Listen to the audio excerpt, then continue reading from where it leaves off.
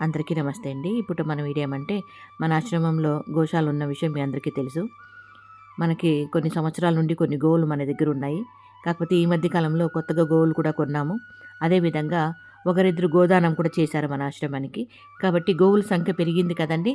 ఇప్పుడు ఇంతవరకు మనకి మన ఆశ్రమంలో మ్యాంగో గార్డెన్ ఉంది కాబట్టి మ్యాంగో గార్డెన్‌లో ఉన్న మేత ప్రకృతి మనకు అందించిన మేత సరిపోయేది. ఇప్పుడైతే మాత్రం గోవుల సంఖ్య పెరిగింది కాబట్టి మనము ఈ రకంగా కొంచెం గడ్డి నాటుకుంటే మంచిది అన్నట్లుగా గడ్డి కూడా పెంపు చేయాలనే ఉద్దేశంతో ఈ రకంగా గడ్డి నాటాము. దానికి డ్రిప్ పైపులు వేస్తున్నామండి మన ఆశ్రమంలో ఉన్న మ్యాంగో గార్డెన్‌లో. ఇప్పటివరకు మనకి ఒక బోర్ అయితే ఉంది. ఇంతవరకు మనకి ఆశ్రమానికి, గోవులకి సరిపోయేది. ఇప్పుడైతే మాత్రం ఈ విధంగా గడ్డి కూడా నాటుతున్నాము. సరిపోతుందా లేదా అనేది అది దేవుడి దయ, దేవుడి నిర్ణయము. మనకైతే తెలీదు. చూద్దాం.